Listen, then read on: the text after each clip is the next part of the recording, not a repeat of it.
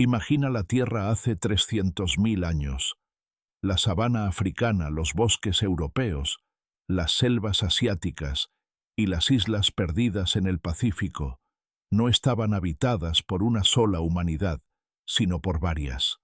No éramos únicos. Éramos parte de un coro de especies que compartían el escenario del mundo. En aquel entonces Homo sapiens era solo una rama más.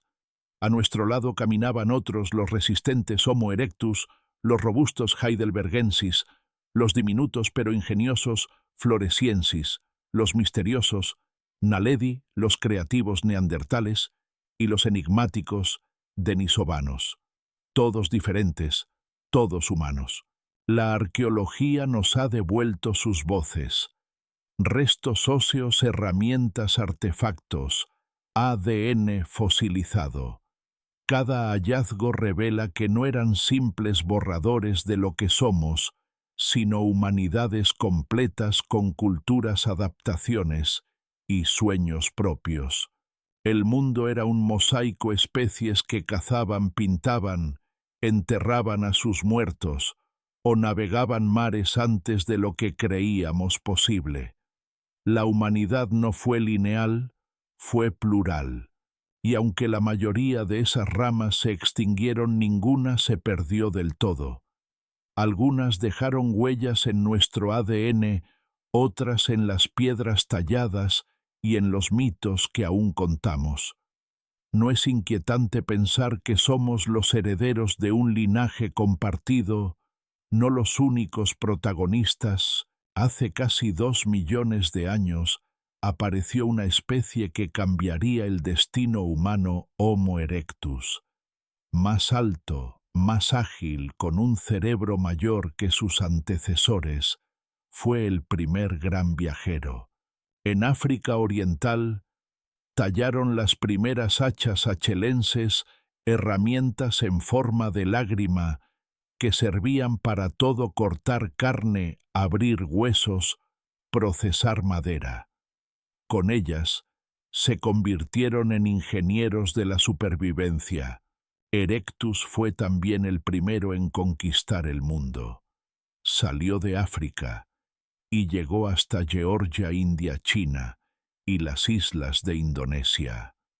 Donde otros veían límites, ellos veían caminos.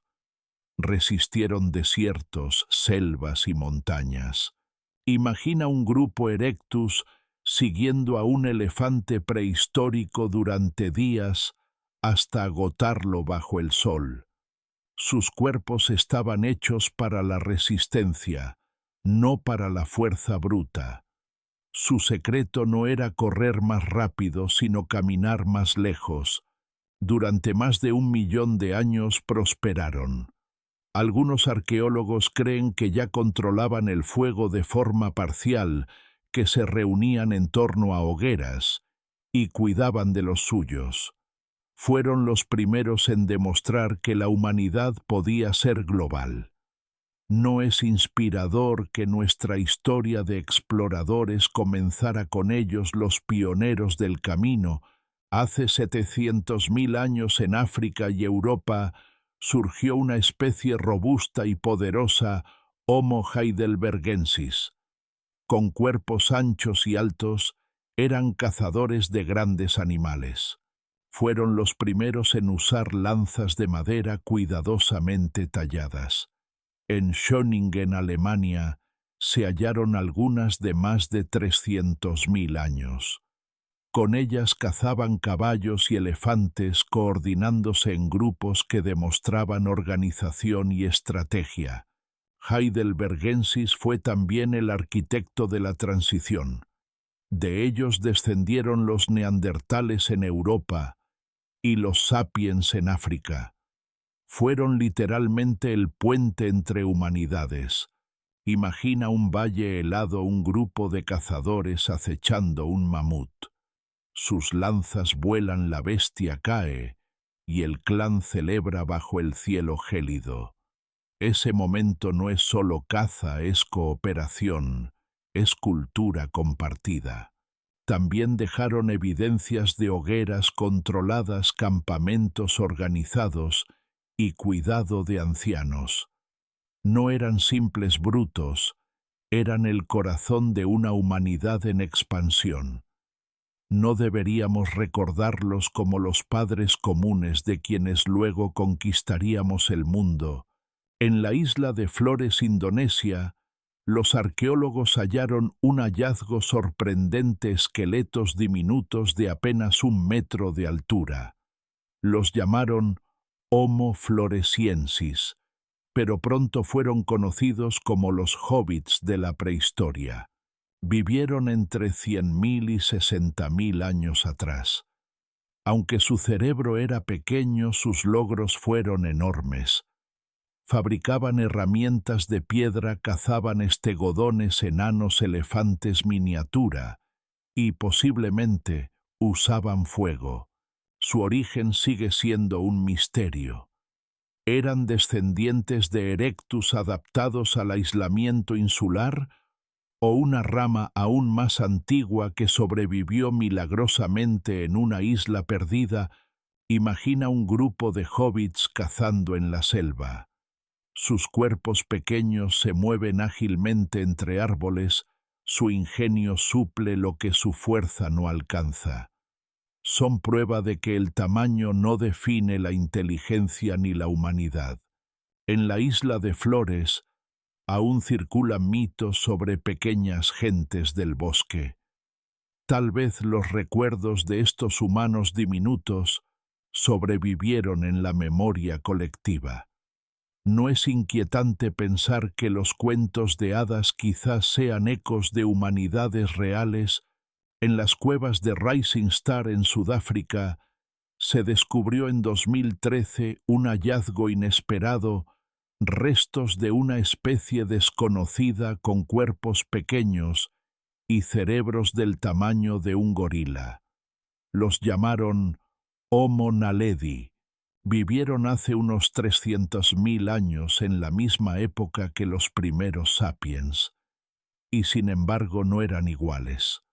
Sus manos mostraban habilidad para tallar, sus pies eran aptos para caminar largas distancias, pero su cuerpo aún conservaba rasgos primitivos. Lo más desconcertante: los cadáveres hallados estaban dispuestos en cámaras profundas, como si hubieran sido colocados allí deliberadamente. Un ritual funerario.